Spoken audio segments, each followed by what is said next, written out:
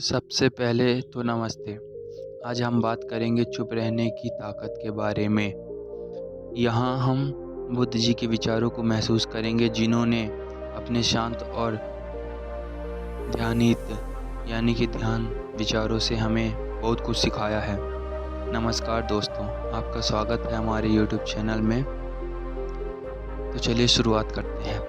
जिस ताकत के बारे में हम आज बात करने जा रहे हैं वह है चुप रहने की। कहते हैं चुप रहने में भी बहुत बड़ी ताकत होती है।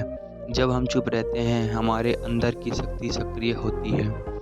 हमें खुद को समझने का एक नया दृष्टिकोण मिलता है। बुद्ध जी ने हमें सिखाया है कि जब हम चुप रहते हैं तो हमारे मन की गहराइयों में नई जानकारियाँ और समझ उजागर होती हैं।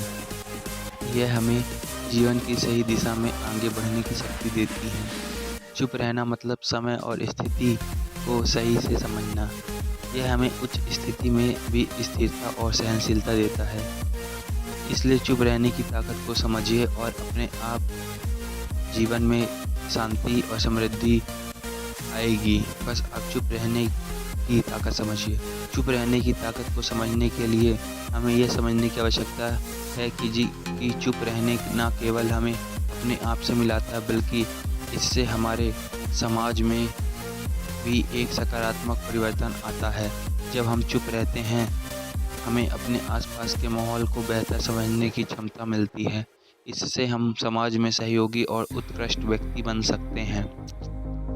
चुप रहने में ताकत इसलिए होती है क्योंकि इससे हम अपने विचारों को साफ करते हैं और समय की महत्वपूर्णता को बातों पर ध्यान केंद्रित करते हैं। इससे हमारी सोचने की क्षमता में वृद्धि होती है और हम सही निर्णय लेने की क्षमता प्राप्त करते हैं। चुप रहने की ताकत को समझकर हम अपने जीवन में स्थिरता, समझदारी और धैर्य का सामना करने में मदद मिलती है। ये हमें उच्च स्थिति में भी सहारा देती है और हमें अपने लक्ष्यों की दिशा में अधिक सटीकता से काम करने में सहायक होती है।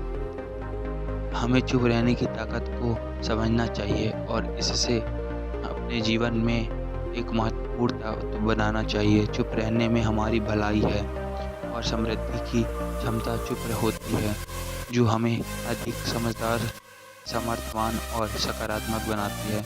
यही हमारे चुप रहने की ताकत का सच है, जो हमें अपने जीवन को सफलता की दिशा में आगे बढ़ने में सहायक होती है। चुप रहिए, समझिए और अपनी ताकत को सही जगह में उपयोग करिए।